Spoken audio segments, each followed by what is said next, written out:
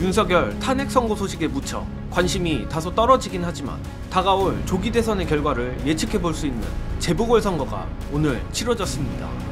그런데 시국을 감안해도 생각보다 더 압도적인 결과가 나온 것 같습니다.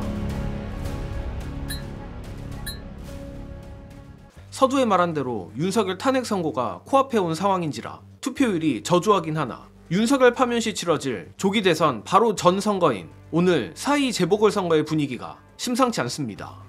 물론 이번 재보궐선거에 국회의원이나 광역단체장 선거 같은 큼직한 선거는 없는지라 조기 대선과 바로 연결짓기는 어렵지만 그럼에도 어느 정도 조기 대선과 맥이 통하는 선거들이 있는데 바로 거제시장과 부산 교육감 선거입니다. 일단 영상을 만들고 있는 현재에도 개표가 진행 중이고 시시각각 득표율이 변하고 있어 구체적으로 퍼센트를 말할 수 없지만 대략 민주당 후보가 단독으로 과반을 차지하는 압도적 득표율을 보이고 있는 상황입니다. 물론 영상이 업로드된 시점에는 개표가 거의 마무리됐을 것이고 득표차가 유지될 수도 있고 줄어들 수도 있으나 중요한 건 격차가 줄어든다고 해도 예상보다 더 압도적이란 것입니다. 특히 거제시장 선거가 충격을 넘어 경악스러운 수준인데 민주당 병광용 후보가 50%를 훌쩍 넘게 득표하고 있는 상황입니다. 안 그래도 이번 재보궐선거에 출마한 병광용 후보는 작년 4월 총선에서 46.6%를 득표하여 51.2%의 서일준에 밀려 낙선한 바 있는데 성격이 다른 두 선거를 동일선상에 놓고 비교하는 것은 당연히 무리겠지만 안 그래도 보수세가 강한 거제에서 민주당 후보의 득표율이 과반 수준으로 폭등했다는 것, 이게 현실이 맞나 싶은 수준입니다. 또한 거제와 더불어 부산 교육감 선거도 이번 재보궐선거에서 주목해야 하는 선거인데 이는 역시 간접적으로나마 부산의 민심을 파악할 수 있는 선거이기 때문입니다. 물론 애초 부산 교육감 선거의 경우 보수진영 후보가 단일화에 실패했기에 민주진영의 김석준 후보가 당선될 거라고 예상하긴 했지만 지금 현재 개표 상황에선 김석준 후보 단독 과반이며 최종 득표율도 과반이 될 가능성이 높습니다. 또한 이 대목에서도 지난 총선을 얘기하지 않을 수 없는데 다들 아시겠지만 지난 총선 윤석열 심판이라는 압도적 구도에도 불구하고 꾸역꾸역 보수층이 결집하여 오히려 국민의힘이 압승을 했던 곳이 바로 부산입니다. 그런데 아무리 보궐선거라고 해도 민주진영 후보가 과반을 얻는다는 건 다가올 조기 대선에서 가장 큰 이변이 일어날 곳이 PK 지역이 아닐까 기대해볼 법한 부분이라 생각합니다.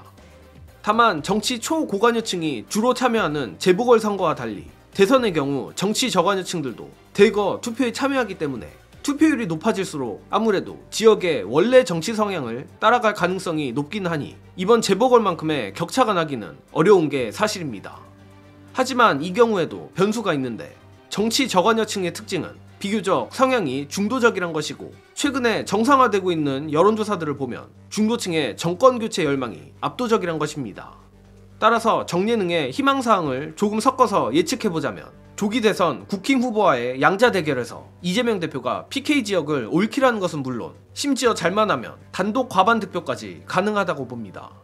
그리고 민주당 후보가 PK 지역에서 반반 싸움이 아니라 국힘 후보를 넘어선다면 최종 득표율이 어떻게 나올지도 상당히 기대가 될 수밖에 없습니다.